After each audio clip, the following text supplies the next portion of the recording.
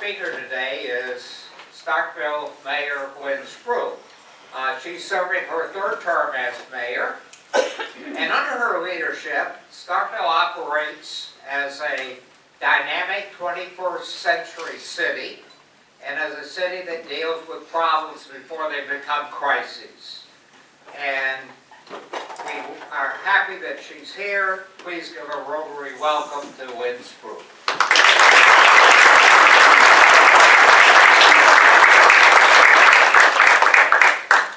Okay, that was my kind of introduction. Thank you.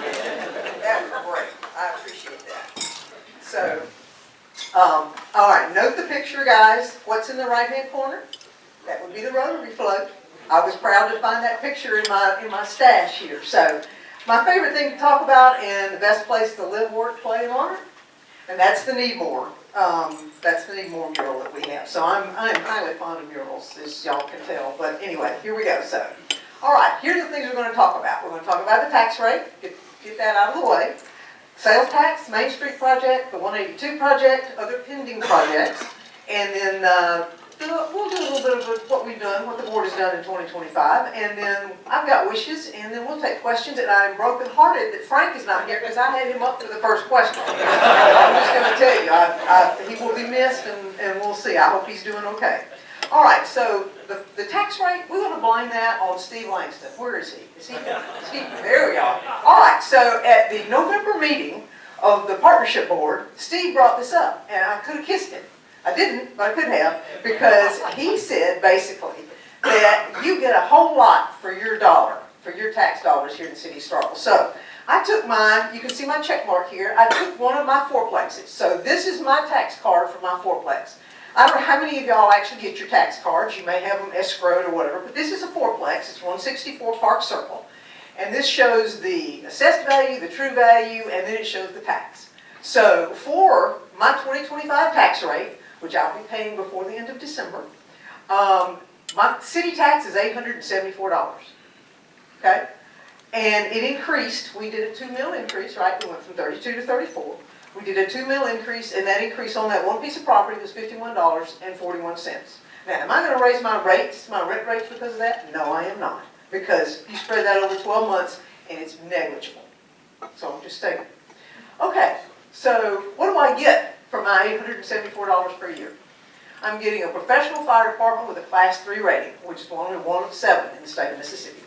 And let me also say that I recently had reason to use that fire department, and they had roughly a 3-minute response time, and they saved a life. Over on Logan Drive, I had an apartment fire at 110B, and that fire department was on top of it almost immediately, and because they were there so quickly, as a professional fire department, they saved the life of a man who was upstairs and was incapacitated. So I have a great debt for them, and they have roughly a 3-minute response time in this town. We have a nationally accredited police department. Y'all heard from the police chief not too long ago, and he gave you an overview of what all they do. We're really proud of them. Only one of 6 in Mississippi, and I might also say that Mississippi State has a CALEA accredited police department. So we got 2 right here. We get 315 miles of street maintenance. That's how many street miles we have in the city of Starkville. We include preservation and maintenance. You call us about a pothole, we come fix it. We have ongoing street improvement projects such as a TAP grant, which we have shared with the university, and we share with the county. And we have intersection timing improvements planned for Highway 12. So I have inadvertently misled people. I won't say I lied because I thought I was telling the truth. But once you hit over 25,000, the Highway 12 is ours to do. So we are now maintaining, and when I say that, it's still an MDOT highway. But we are required to do some of that maintenance associated with, not the overlays and that sort of thing, but the timing on the streets. So when people would complain about the Spring Street and the Highway 12, I would go, it's an MDOT thing. No, it's ours. So one of the things that we're looking at doing is taking some of our road improvement money and investing in timing in the cabinets that control those intersections. So it won't be quick, but we are looking at doing that. We still have to have MDOT's approval, so they may say you're going to take care of them, but they want to make sure that we're doing it to the standard that they appreciate. So Then we also have for that $874, it's 2021 building safety codes. We're also looking at updating them to the 2024. Should be doing that next year. For that you get fire, property, plumbing, electrical, mechanical, ADA, property maintenance. So you get a code that keeps our properties in good shape around the town and make sure that the things that are being built are safe. You get planning and zoning, you get code enforcement and animal control. Both those actually come under the police department, but they're kind of separate, so I wanted to highlight them. You get sidewalks, you get park support and management for 7 active and passive parks inside the city, and that's shared with the 2% funding. But that's still, a lot of that is supplemented with your ad valorem tax dollars. You get HR functions, you get city clerk and finance administration, and you get municipal elections. I misspelled that. It's municipal elections. My bad. I'm sorry. I should have done a little better checking my language. And that's not everything you get, but that is a good portion of what you get. So, all right, we got the first. No, this will be the first and only pop quiz. Have I met other former board members, not current board members, former board members, board of alderman members in the group? Nobody. Really? What's the matter with you guys? All right. So here's going to be my question. What city services are not up there? What city services are not up there? Come on, I'll do a brag bucket. Okay, why aren't they up there? Because of revenue support. Thank you. All right, so when I get, hang on. There you go. All right, so when I get the questions on Nextdoor and Facebook about my water is brown, I pay my taxes, it is all I can do not to send a message back that says, no, your taxes don't pay for this. Your water rates do, your sewer rates do, your electric rates do, your sanitation rates do. Those are an entirely different set of funds. Okay, so just for those of you who might not know that, because people do conflate them. So anyway, all right. For the 1,400, and I'm not throwing county under the bus, please don't misunderstand, because we need the county just like everything else, but for the $1,416.66 that I paid for that property tax, I'm getting courts, which I love never to use, although I do use the justice court, sheriff's department, the jail, chancery clerk, tax assessor, circuit clerk. I'm sure there are other things, and for those of you who live in the county, this is a city related only, but for those of you who live in the county, you're going to get a volunteer fire department, so you're going to get road maintenance from the county as well. But just to point that out, the jail, they're doing a little bit of double dipping because we also pay to house inmates. We contract with the county to house inmates. We reserve 12 beds a night, and then we pay them $25, I think it is, and if they stay over 30 days, it goes to 30-something dollars. But we pay them for that. So we're also paying for the jail through your ad valorem taxes with the police department, because that's part of the police department budget. And then shared collaboration. I think it's worth saying that the things that we do with the county are important. We look east a little bit and there seems to be conflict. And there's no conflict here with us. We share North Star Industrial Park, the Golden Triangle Regional Airport, the Golden Triangle Regional Landfill, the George M. Bryan Field. You can read, I don't have to read all those to you, but those are all things that we have shared with the county for ongoing projects. We shared with the MSU Horse Park when it first got started, and we're still giving those funds. The Heritage Museum, the Economic Development Authority, the library, and the Humane Society. All of that are things that we share with the county. And we've shared TAP grants with them, just like we share with Mississippi State. We've done TAP grants with Mississippi State, which are transportation improvement projects. We share with the MSU Horse Park with the state. We share the come on, man. The airport, the George M. Bryan Airport, I'm sorry. We all share in those things. And so it is a collective regional effort, and I think that's important to note. Okay, so moving along. Away from sales tax. Thank you again, Steve. Sales tax. So one of the things that I think is important for y'all to know, this is our year to go for 2% funding. I've already spoken to the senator about it. I've spoken to Representative Robertson about it. We have to go ask every 4 years for that renewal of that 2% funding. That 2% funding started back in 1994, and I'll show that in a minute. But this right here is our 7%. It does not include our 2%, but this is our 7%. So this is what we've gotten. And back the monthly average for the year back in 2017, $584,000. 2025, we're looking at 863,000. That's some of that growth that we get, and a lot of that is because we have people coming into town. Why do we want visitors? Because they share, and when they come in and they're a part of our community, and they buy from Walmart, and they buy gas, and they eat in our restaurants, they are extending our services. They allow us to do more with less, which is really quite wonderful, and so we love having visitors. But that's sales tax. So I jumped a little bit ahead because the 2% money was what I was really talking about, having to go forward and ask the legislature for again. So in our 2% money, we've got the chart is showing 2018, but I'll go back to the 1995 era on the next slide. But this is showing you the growth. So our monthly average in 2018 was 176,000. And now we're up to 272,000. So that gives you an idea of that growth, and that's the same thing. People come into our town, they eat in the restaurants, they are spending money and enjoying our community, and that's exactly what we want them to do. We have had constant growth, some of it a little bit higher than others. The only bad year we had was, everybody can guess, it's a COVID year. So and our sales tax did not drop into the negative in the COVID year, but our food and beverage did for obvious reasons because we had to shut down basically. So here's the one I really think is fascinating. So if y'all remember, back in 1994, they passed got approval from the legislature, passed a referendum, and we had the election, and so we started collecting. So our first full year, 1996, we had $558,000 divided 4 ways. Went on for 10 years. Then in 2004, we went to the legislature and said, we want to divide it 5 ways. So the division is now the Visitor and Convention Council, or CVB, gets 15%, Parks and Recs gets 40%, City gets 10%, OCD gets 15%, and MSU gets 20%. So from the time that started, you can follow the track over here, but look at the growth. 2005, it was $1 million. 2015, it was $1.8 million. 2025, it's $3,189,000.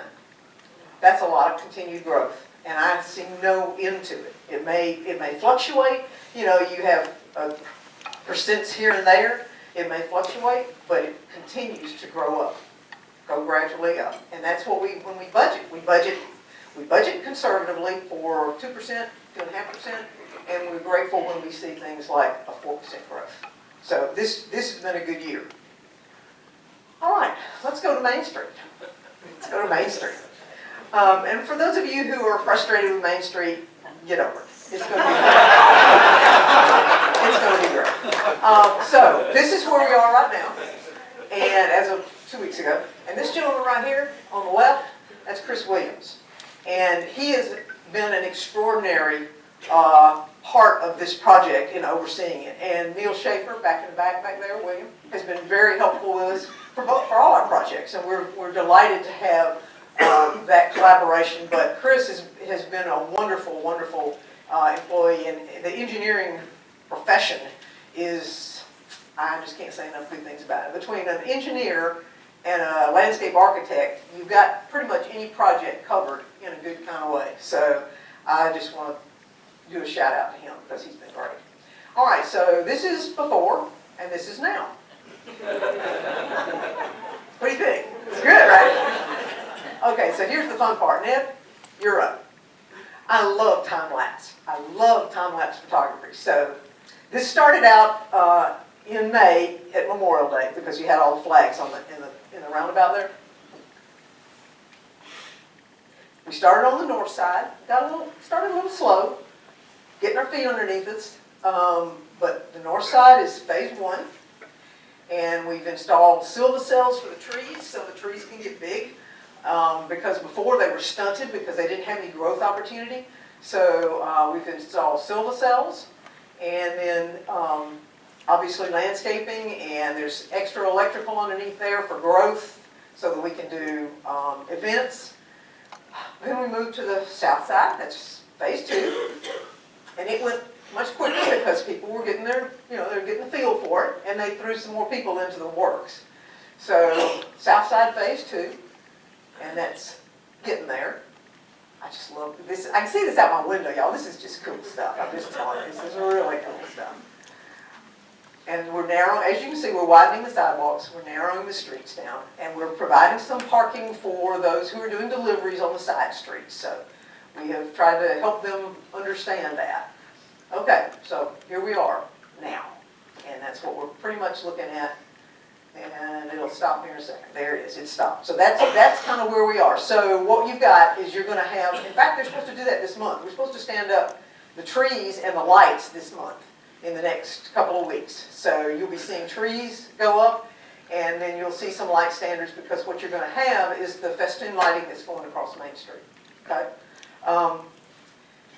And the, no, we're not doing it again. Help, Ned. There we go. Nope. Went back one. There we are. Okay, so this is kind of the before and after. This is the only picture I had of Restaurant Tyler, and I actually took it when we had the Clydesdales. But you can see how busy this is, how much stuff is there. And there it is now. So you've got the brick pavers, and what I'm hoping, and according to Judge Kelly, they're looking at doing an outdoor dining area, which is one of the things that we expanded the sidewalks to include. So we will have some of that outdoor dining that I think is so desirable. And then, all right, so Julie Brown's office facing west. You've got the brick pavers and you've got the wider sidewalks.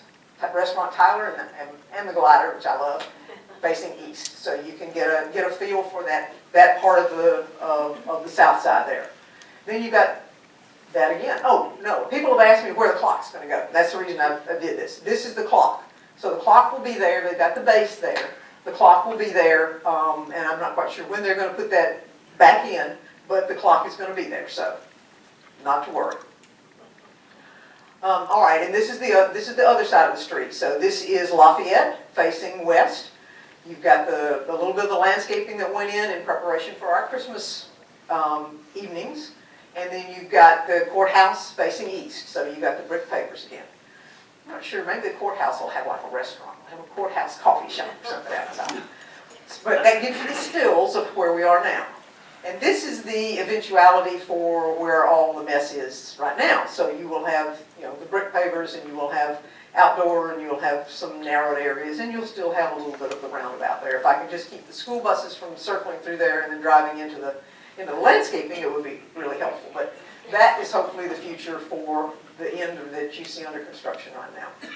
We've got umbrellas, and you can see the lighting, so hopefully it'll be there soon.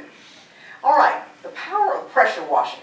Guys, so in order to do the mural that is down that stairs, it'll come up in a minute, you had to pressure wash it. And it never occurred to me that wasn't like the color of concrete until you had it pressure washed. And then you look and go, well, shoot, we ought to be doing that in some other places. And so there are a couple other locations around town that I've queued up our sanitation department to do a little pressure washing, because it matters. And then there, we have our mural, our stair mural. And I saw somebody the other day had used that as a backdrop for posting on their Facebook page, renewing their Facebook page. So Deborah Mansfield, who has also done the mural at Caddy Corner on Julie Brown's wall, did this one as a storybook theme. And so the stairs are books, and hopefully it will be something that will be a fun opportunity and a learning tool. If you haven't been down there, it's kind of cool. It's Kane Overstreet's building right there. Tried to talk him into letting me do something there, but he was a little skittish about that, so we didn't. But maybe he'll come to the table on it one of these days. All right, Main Street components. We replaced the water lines and addressed the issues of sewer and stormwater infrastructure. There are going to be 35 oak trees that are going to have fall color and landscaping. That's what will start to go in, and they'll be able to grow and be really provide shade and just feel really good, I think. The lights that are internally lit with festoon lighting across Main Street. We've got planters, we'll have outdoor seating with shade, and 110 parking spaces on Main Street. We have lost 8 due to the project. People were telling me, no, you were going to have parking on Main Street. Well, what is the angle? What are the stripes for if they're not for parking? So we've got parking on Main Street. We lost 8 to the project, but we've added 53 on Lampkin and Montgomery, and we increased the number of ADA spaces. So we've got 4 much more accessible ADA spaces. 4 more much more accessible ADA spaces. And then we've got the big brick pavers. So just so y'all have a feel for some of the details. All right, we'll move to the Highway 182 project, Build and Raise grant. And it was an infrastructure project. It was not a beautification project. You don't spend $43 million on a beautification project. hopefully economic redevelopment, and then the stories I'm hearing now are that that's what's going to happen, because I've got a couple of realtors who are talking to me about, well, I've got so-and-so looking at this, and I've got so-and-so looking at that. We've got people that are looking off of Lafayette Jefferson Street to do some residential mixed-use development, so I think it's going to do what it was intended to do, which is to bring that corridor back to life. Completion in late 2027, and Main Street, by the way, completion is set for, they're saying fall, late summer, fall of 2026. I'm saying, let's say end of 26, just in case. I don't want to set any expectations that then get out there and aren't met. But completion for a 182 grant in late 2027. All right. Where are my old Starkville people? All right. Plantation Bell is now the Red Roof Inn, where Dave's Dark Horse were. My daddy used to have breakfast at the Plantation Bell Motel every morning. You got the Sunflower Grocery Store, which is now Rick's and Spiller. Coleman's Barbecue is now dry cleaners. Thank you. I couldn't think of the name of it. I still can't think of the name of it. But yeah, it's now the dry cleaners. Then you have Pick Pack, which is the pawn shop, and then you had the Derby. Fond memories of the Derby. You gotta remember that. So 182 or 82 before it was 182. All right. So this is today, or right about now. So we see all of these. We see all of these lines. The good news is, let's see, the ones on the south side of 182 are going underground. You're not going to have them anymore. The ones on the north side will give you a better picture. These on the north side are going to be not so numerous. They're going to be taller and further apart. So they will be hopefully hidden by a canopy of trees that will make them less intrusive. The ones on the south side, again, going away. They're going to go underground. The transmission lines is what's going to be up, still in the air, and the distribution lines are what's going to go underground. So you will not be seeing any cabling associated with communications. So Max South, AT&T, C-Spire was already underground. Those are going to go away, and they're going to be in channels underneath the street, which is quite challenging, which is part of why this was such a challenging project. All right, so I have another fun thing. I think I need you, Ned, because I forgot to mention to you. Okay, this is a drone flight, and it's kind of long, but it's cool. So the drone, yeah, there we go. So this is I think the Burns does this one. The fire department has a drone as well, but Burns Dirt did this one, and it's sort of it's pretty amazing. So some of those sewer lines are as deep as 16, 20 feet. And again, part of why this was such an expensive project is because it was intense, and they're still doing all of that. But this was taken, I think, week before last. So this is pretty current if you've been there.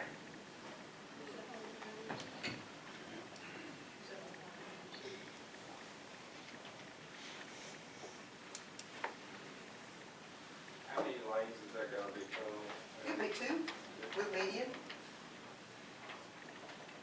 And you can see where they are. You can see, we've got a lot of all the various sundry concrete pieces. Again, another reason why it's so expensive.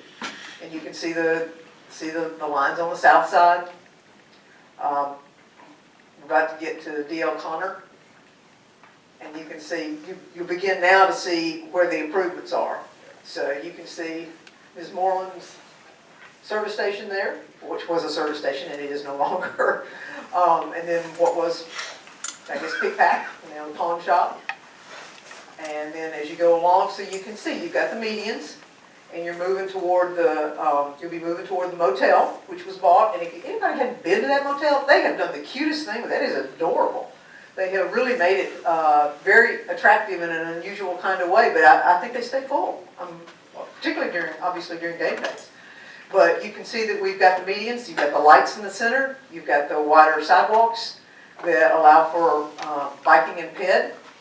And then you've got the part where everybody's mad at me because it's approaching the school. But the amount of people that queue for that school, we could queue them back to Old West Point Road and they still wouldn't be happy because you wouldn't have the space needed.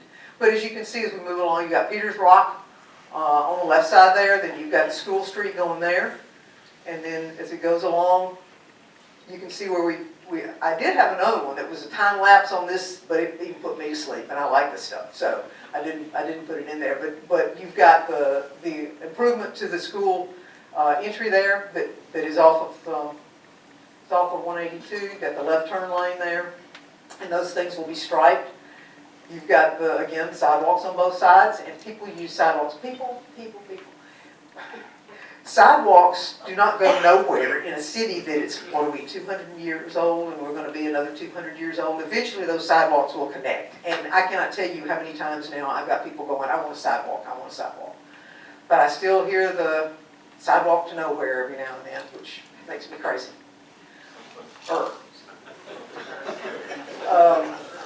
I just acknowledge it, what can I tell you? All right, so you've got the Oddfellow Cemetery there. And as you move along, this went really well, and I think Alderman Vaughn lives right up here, just off of this, and he was very supportive of the project, and also very supportive of the success of the project and how they managed it, how they handled it for everybody. So there's his cul-de-sac right there, and then we'll move to the top of the hill, and that'll be it. Y'all are done watching it, but I just think this stuff is so cool. And to have the drones look at things that we never had a chance to look at before is pretty fun. And so, Ned, between you and me, when this thing stops, we'll move to the next slide rather than starting it over again, because even I'm not going to watch it twice in a row. But you can also see that the landscaping is in, and the lighting, because the lighting was poor before, and when those wires get reduced and the ones go underground, you're going to have a whole different feel to it. And I've got a couple of stills that I took actually this weekend, just to make sure I had a shot that y'all could see. So this is a long street, and this is pretty much where it ends. The intersections and the head crossings and all those things. So, all right, I'm going to see if I can do it myself, Ned. Nope, that looks like it's it again. You want to do it for me? Yeah, that was All it. right, thank you. So there are our stills. I took those this weekend. So this is facing east. So I'm at the top of Long Street. You can see the landscaping, and you can see how it looks just as a still. And that's how the rest of it will look as you go down, with a little bit of a difference based on obviously the fact that the street is different, and it narrows. It's wide and it narrows, and it's wide and it narrows. MDOT has had a huge amount of right-of-way in some locations and virtually none in others. And then again, I wanted to focus on that so y'all could see that those that are coming down. It's going to make a big difference when you see that line of sight gets clear. Okay. All right, so Highway 182 started as a bill grant, became a raise grant, and I thank our federal representatives, our national folks who helped us get that additional $20 million, Senator Hyde-Smith, Senator Wicker, Congressman Guest. They were all very instrumental in helping us make sure that we could finish this project. We got new water sewer and storm infrastructure. It'll be landscaping, tree lighting, or street lighting, excuse me, and trees. It'll be landscaped with trees. Upgraded traffic control devices and bike and ped lanes, and then the overhead will go, except for 35-foot poles and a wider span. So there you go, guys. And that should be done end of 2027. Pending and ongoing projects. We've got a RETA agreement with the county for Candlewood Suites Hotel in front of Hollywood Cinema. We've got a tax income and financing plan, again with the county, for the Old City Lagoon over behind Walk-Ons with an entrance off of Pat Station Road, which is going to support infrastructure for an extended stay hotel and an additional student housing development. We've got the MSU Foundation Hotel Madelon, which I'm very proud that we're watching the foundation just take that on and make that something incredibly special. And where we can assist, we're doing our very best to help facilitate the progress on making that happen sooner than later, because we love those hotel rooms. We need those hotel rooms. We have got an overhaul and upgrade and expansion of the Ernest E. Jones wastewater treatment plant on Sand Road. It's a roughly $20 million bond project. Should be completed in 2027, and until we get that done, we are in a position that we will not be able to grow adequately. So that's the reason for updating that project and making it happen sooner than later. We had a number of areas that need to be improved, but we've coupled them together and doing things simultaneously that we had planned in sequence, because we need them in order to be able to expand our ability to take sewer to take sewer in from not just the city, but from the county. Not just the city as we grow, but the county as it's wanting to grow as well. We've got another project that's going to develop a well to be online in late 2026. Again, the same thing. We need water in order to be able to grow, so that's what we're doing. And we put that up faster than we had originally planned. Then we've got a mixed-use development at Jarnigan University, and they're working through the DRC to get there. George M. Bryan Runway and Taxway Extension. And I didn't put the terminal up there because it's still on the wish list. We need a grant, we need some additional funding, but Carrie is incredibly involved in that, and I think, end of next year for the runway extension? It may run into the following year to avoid conflict with football. Okay, all right. Well, hopefully the football season will warrant. Absolutely. All right. So, and we've got something else that we haven't talked a lot about, and it's really exciting. We've got an $8 million grant, SS4A, safe. Come on, it stands for safe. Come on. Safe Streets for All. Thank you. Safe Streets for All. God, you think I'd remember that? But it's really going to be cool because it's a roundabout at Garrett and Pat Station Road for Highway 12 bypass over there. So it'd be really cool. It'll create a really dynamic entrance into both the city and the university because that's where people are coming in. So it's really excited about that. We'll see what MDOT's going to let us do to make that special. I'm going to a 6,000-pound bulldog sitting in the middle of that. Something cool. I think they may be afraid somebody's going to run into it, get drunk and run into it, but we'll see. Anyway, we'll try to do something special. Steel Drive, left off on the consonant. Steel Driver is 14,000 square foot medical facility that's looking to come in. Solo residential development, 84 1 and 2 bedroom units. Pickle Road, where my pickleball players, indoor pickle facility, which is going to be really cool. All right, yeah, thank you, Cindy. I knew you were. Starkville Retail Center, which is going right out here by the Waffle House, which is going up right now. And in fact, that's a really pretty good looking Waffle House if y'all haven't paid attention to that. We've got College View Phase 2, and then Playtopia, and I put that on there, not that the city has anything to do with it other than making sure, they get a business license. But it is an indoor playground, and people have been clamoring for that on all of my Facebook next door. Why don't we have raising canes in an indoor playground? And then we've got 7 Brew, which is going to go in front of Miss Kelly's. I'm looking forward to it. You people drink coffee like crazy. I've never seen it like that. And then a brief thing on what the board has done. We had a little thing called an election. And so I am pleased to note that we have a number of returning ones. Moreland is with us today. She's a Rotary member. Kyle Skinner was elected from Ward 3, and William Pokup elected from Ward 5. And then you have Sandra Sistrunk, Mike Brooks, Roy Perkins, and Roy A. Perkins, and Henry Vaughn, Sr. And they all are, the one thing I can say about our board is there's not a one of them on there, that while we may disagree about some things, not a one of them on there doesn't have the absolute best interest of the community at heart. And I think that's one of the reasons that we do as well as we do is because we work together. And we believe whatever it is we disagreed about, we leave it at the table that night and we move on. And so I'm so proud of our board. We have authorized $25 million in bonds for water and wastewater, $15 million in bonds for street improvements and citywide projects. Our 25 budget that my $51.41 on that building went up for is pay raises for police and fire and engineering staff, minimum wage increase. We added 20 additional security cameras around the city, which we will continue to have to not just add, but we're going to have to keep them updated because they too have a life. They have a shelf life. Not unlike our police vehicles, which have generally a 5-year life max. And then we're going to be spending about $3 million on street improvements and street preservation.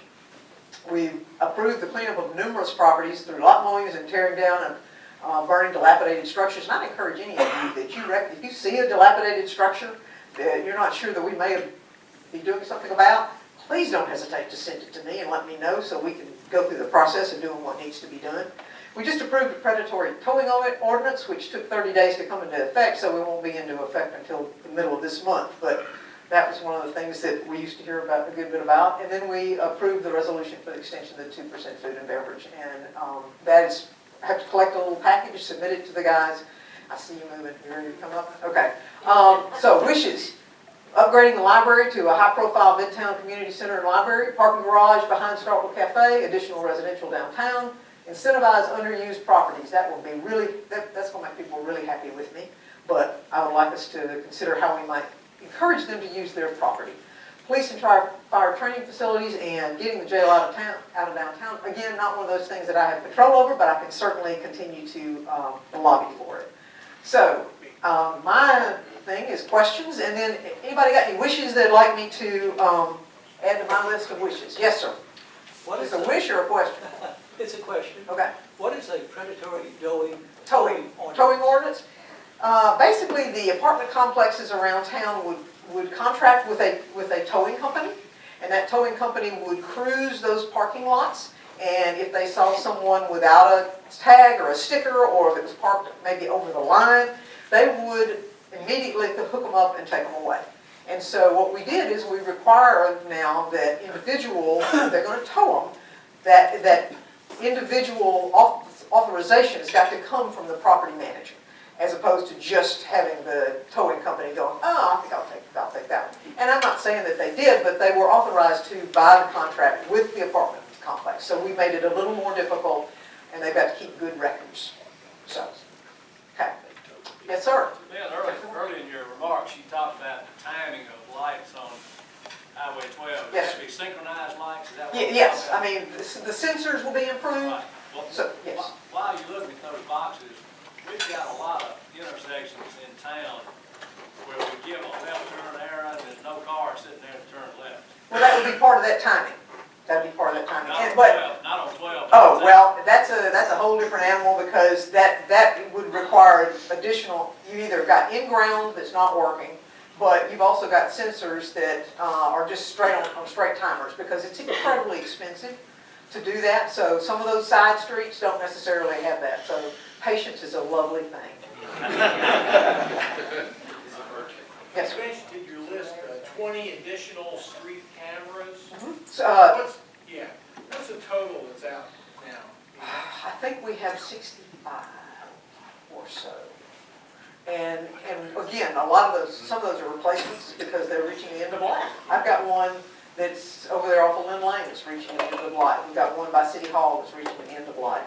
So you've just got to prepare to replace them. So. I'm popular, I get questions here. Yes, sir. Commend y'all for finally grabbing the bulldog horns on the underground utilities, water and sewage, that have most cities reaching into this life cycle. We put 25 million again into it. At what point, what year do y'all project that you'll be back to where you got a normal life cycle? That would be some other mayor's concern. It's going to be a long time, because we've got that many lines in the ground. But we're doing our best to make sure that whatever goes in now will have a 60, 75-year life, because we've got inspectors who's watching them come in. So, yes.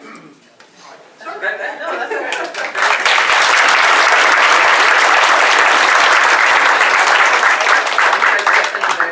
A donation will be made in your honor to Mississippi State's Bullies Pantry.